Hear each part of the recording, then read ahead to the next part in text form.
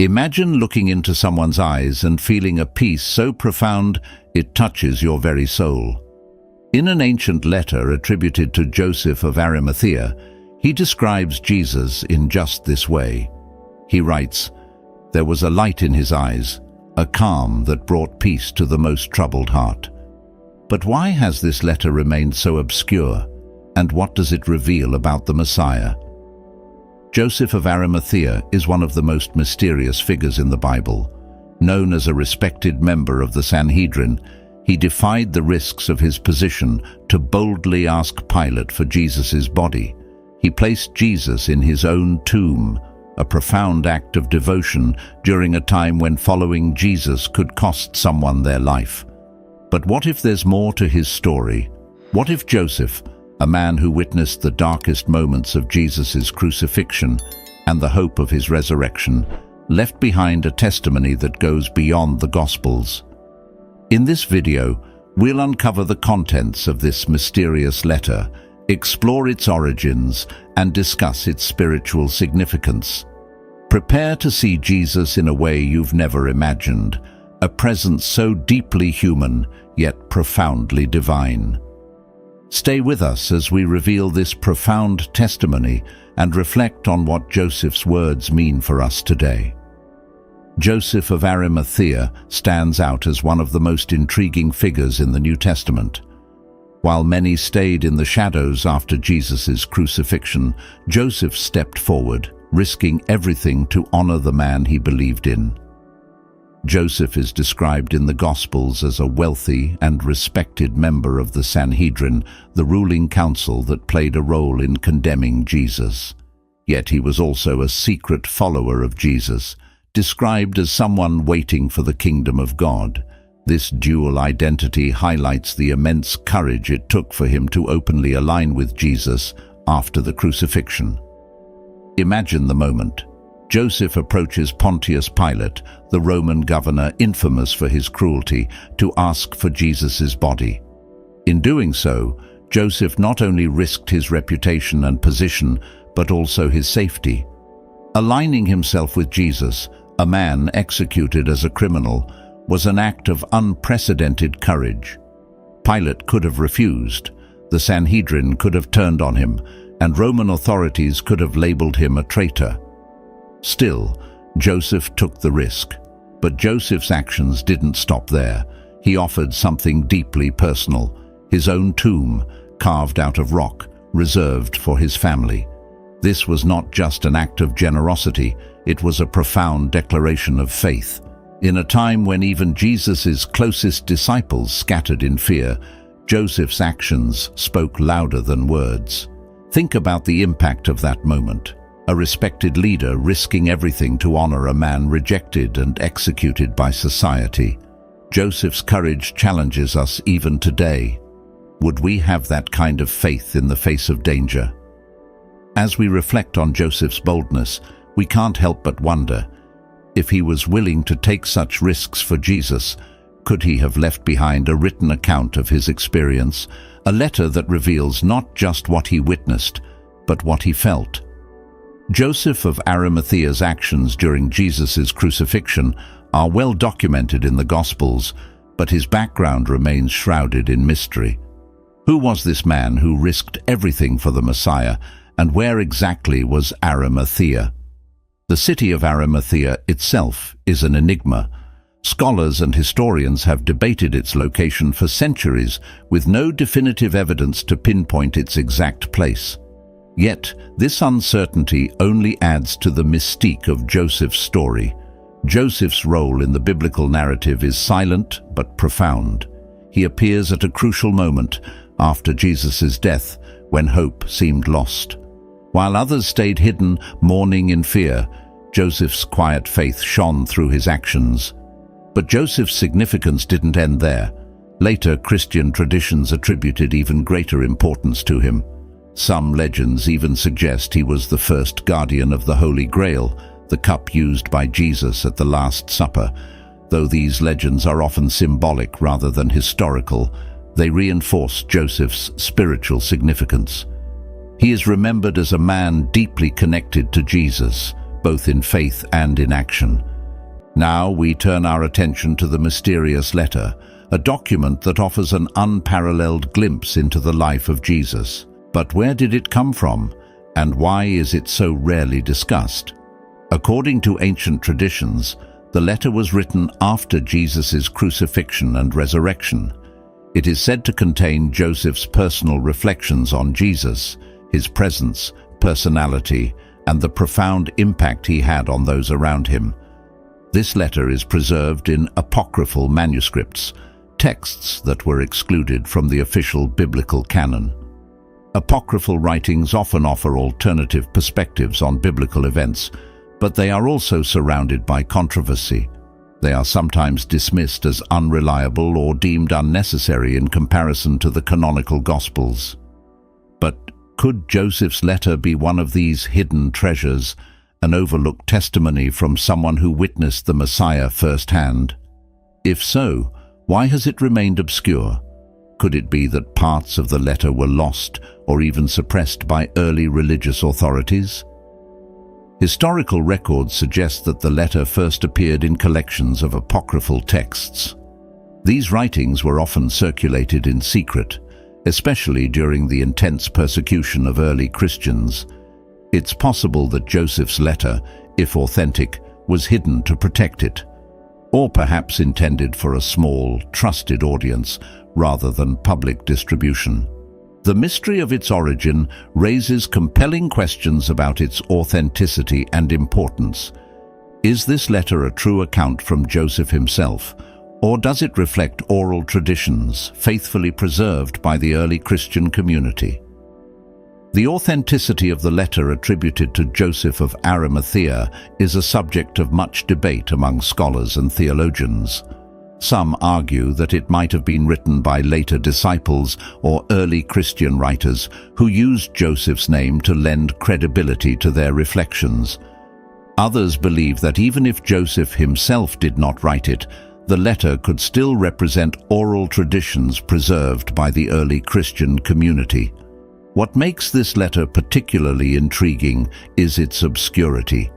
Unlike the widely recognized Gospels, this text has remained hidden from most mainstream teachings. One possible explanation is that, like many apocryphal writings, it was considered unnecessary or unreliable compared to the canonical scriptures. Church authorities may have decided that the Gospels provided a sufficient portrait of Jesus, leaving little room for additional texts. Another factor contributing to the letter's obscurity could be the intense persecution faced by early Christians. Many documents were either destroyed or deliberately hidden to protect them from Roman authorities. It's also possible that the letter was never intended for widespread circulation. Joseph may have written it as a personal testimony, meant for close companions rather than for public dissemination. There is also the possibility that the letter's content itself made it controversial. If it portrays Jesus in a deeply human and personal way, it might have conflicted with the theological debates of the time, where the emphasis often leaned heavily on Jesus's divinity. Such an intimate account could have been viewed as too humanizing, leading to its suppression or marginalization. Despite these uncertainties, the letter offers a powerful opportunity for reflection. Whether it is historical, symbolic, or a combination of both, it provides an intimate glimpse into how Jesus might have been perceived by those closest to him. Its obscurity challenges us to think critically about how the early Christian community chose to preserve and share their understanding of Jesus. The letter attributed to Joseph of Arimathea reveals a deeply personal and intimate portrayal of Jesus, offering insights into his character, presence, and impact that go beyond the gospel narratives. Preserved in ancient manuscripts, the letter captures a unique blend of Jesus's humanity and divinity, drawing the reader into the profound effect he had on those around him. Joseph begins by describing Jesus's eyes, writing, "There was a light in his eyes, a calm that brought peace to the most troubled heart." He spoke with authority, but with gentleness, and his words touched the soul directly, as if he knew the deepest secrets of each person. His voice was like a river that flows softly yet powerfully, leading those who listened to a place of reflection and hope. This description emphasizes Jesus' transformative presence, a man whose very gaze could soothe the burdened and whose words could inspire hope and introspection. Joseph continues with a vivid depiction of Jesus' appearance. His face was serene, marked by compassion. There was a quiet strength in his countenance, like someone bearing the weight of the world, but still finding room to smile. His posture was humble, yet he moved as someone who knew the purpose of each step. Through these words, Jesus is portrayed as a perfect balance of strength and humility, someone deeply grounded in his mission, yet approachable and compassionate. The emotional impact of being in Jesus' presence is another focal point of the letter. Joseph writes, "Looking at him, it was impossible not to feel a deep connection. He seemed to see beyond the exterior, touching the essence of being. In his presence, burdens felt lighter and hope became tangible." This account conveys not only admiration, but a profound sense of spiritual connection. It paints a picture of Jesus as someone who could reach the core of a person's soul, offering comfort and clarity in ways that transcended human interaction. Through Joseph's words, we see a Christ who is both relatable and awe-inspiring, someone who could connect deeply with those around him while embodying a divine purpose. The letter attributed to Joseph of Arimathea carries a spiritual weight that goes beyond historical curiosity. It challenges readers to see Jesus not as a distant, idealized figure, but as someone deeply human and divinely transformative, a presence that touched the lives of those around him in profound and personal ways. Joseph's descriptions highlight the essence of Jesus' character, the light in his eyes, the peace in his voice, and the compassion in his actions all reveal a man who could connect with others on a deeply emotional and spiritual level. These qualities remind us that Jesus' ministry was not only about grand miracles and teachings, but also about the quiet, transformative power of his presence. The letter also emphasizes Jesus' enduring love and mercy, even in the face of rejection and suffering. Joseph reflects on a man who bore the weight of humanity's struggles without losing his empathy or kindness.